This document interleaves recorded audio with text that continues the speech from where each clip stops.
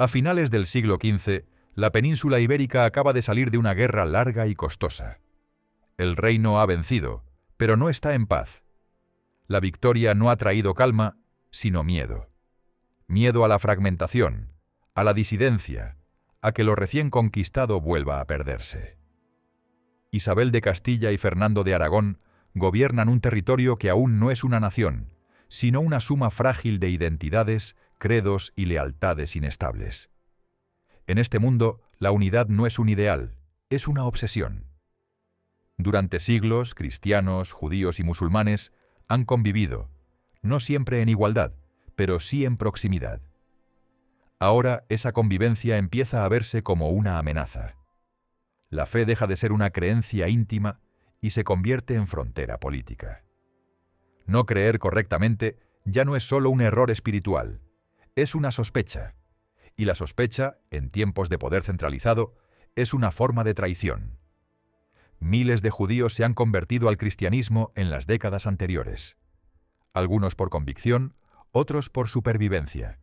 Son los conversos, oficialmente cristianos, socialmente observados. El rumor se instala en la vida cotidiana. Rezan distinto, comen distinto, recuerdan demasiado. En un reino que busca pureza, la duda se convierte en una amenaza silenciosa. Nadie puede probarla, pero todos pueden señalarla. En el año de 1478, los reyes católicos toman una decisión extraordinaria. Solicitan al Papa autorización para crear un tribunal religioso bajo control directo de la corona. No es una inquisición como las anteriores. No responde a Roma. Responde al Estado. La fe, por primera vez, se convierte en herramienta política sistemática. Nace la Inquisición española. La Inquisición no se anuncia con violencia inmediata. Llega con papeles, edictos y procedimientos. Se invita a denunciar.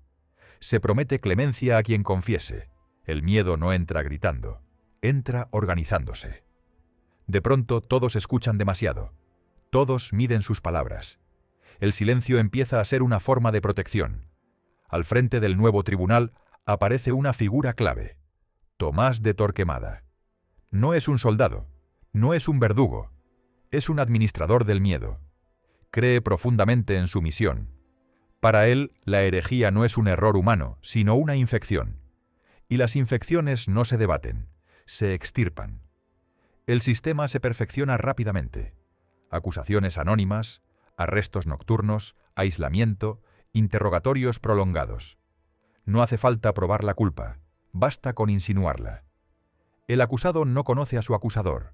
El proceso no busca justicia moderna, busca confesión.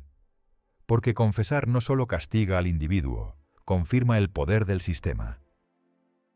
La tortura no se presenta como castigo, sino como herramienta. Un medio para alcanzar la verdad.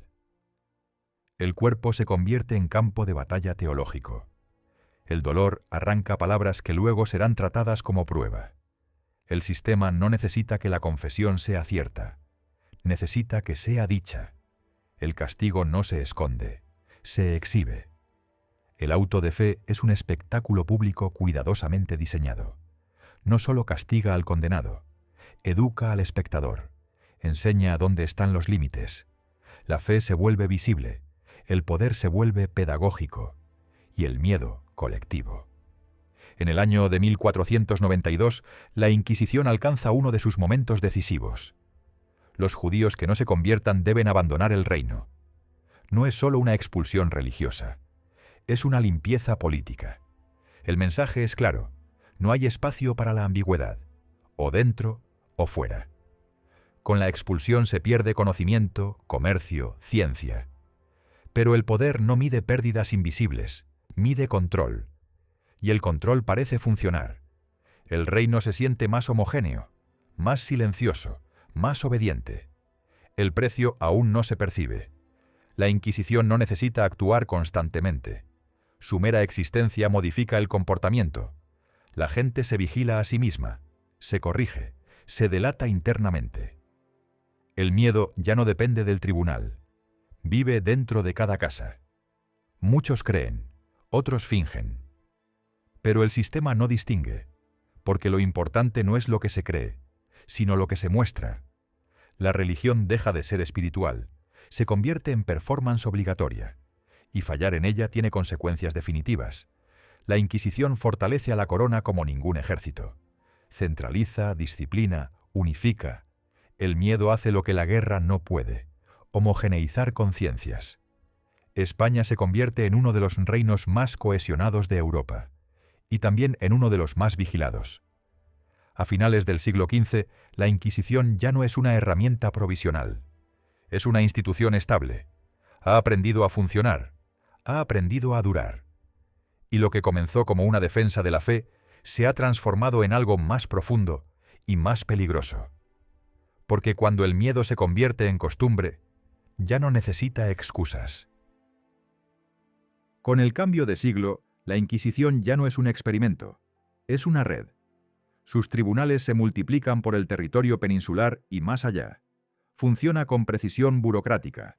Registra, archiva, clasifica. El miedo deja de ser episódico y se vuelve estructural. Ya no depende de un inquisidor concreto. Depende del sistema. España se expande. América entra en el mapa del poder europeo. Y con el imperio, la obsesión por la unidad se intensifica. La fe católica se convierte en columna vertebral del proyecto imperial.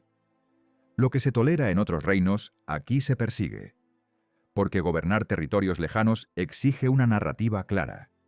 Y la Inquisición ofrece una. Un solo Dios, una sola verdad, una sola obediencia. En el siglo XVI, el enemigo cambia de rostro. Ya no son solo los conversos, ahora son las ideas. La Reforma protestante sacude Europa.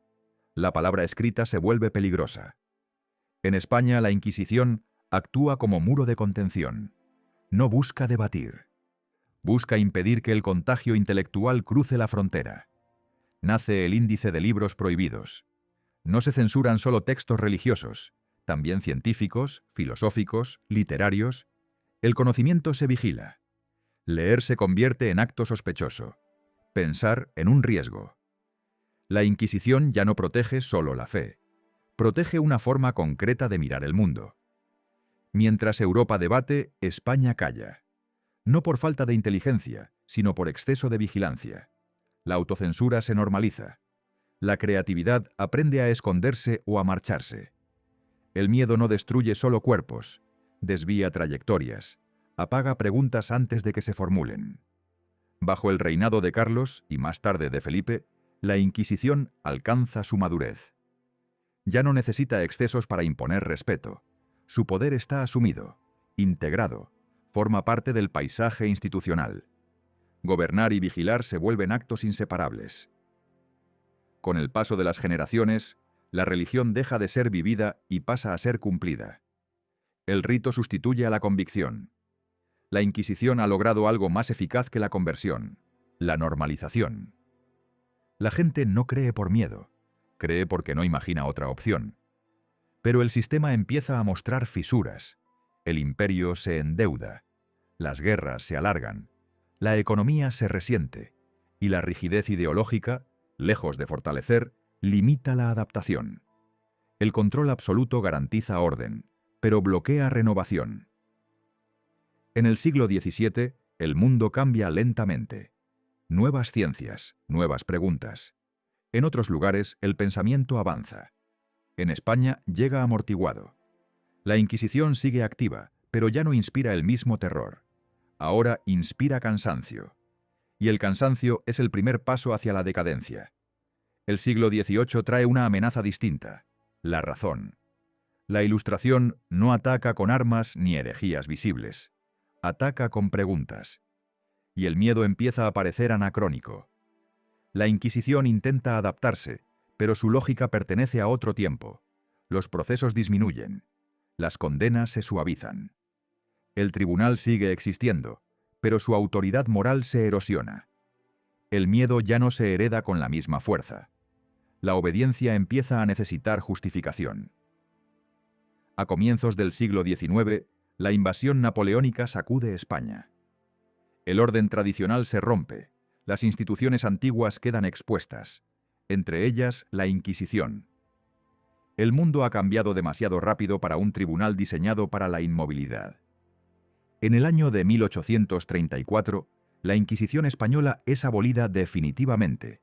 No cae en una revuelta, no se incendia, simplemente se apaga. Como una sombra que deja de tener sentido bajo otra luz. Pero las instituciones no desaparecen del todo, dejan huellas. El miedo aprendido tarda generaciones en disiparse. La autocensura sobrevive a la censura. El silencio persiste incluso cuando ya no es obligatorio. La Inquisición no solo persiguió herejes, modeló comportamientos, influyó en cómo se pensó, se escribió, se dudó. Enseñó que creer demasiado poco era peligroso. Pero creer de otra manera lo era aún más. Durante más de 3 siglos, la Inquisición española demostró que el miedo puede ser una herramienta de gobierno extraordinariamente eficaz. No necesita violencia constante, solo necesita permanencia. Porque cuando una sociedad aprende a vigilarse a sí misma, el poder ya no necesita mirar.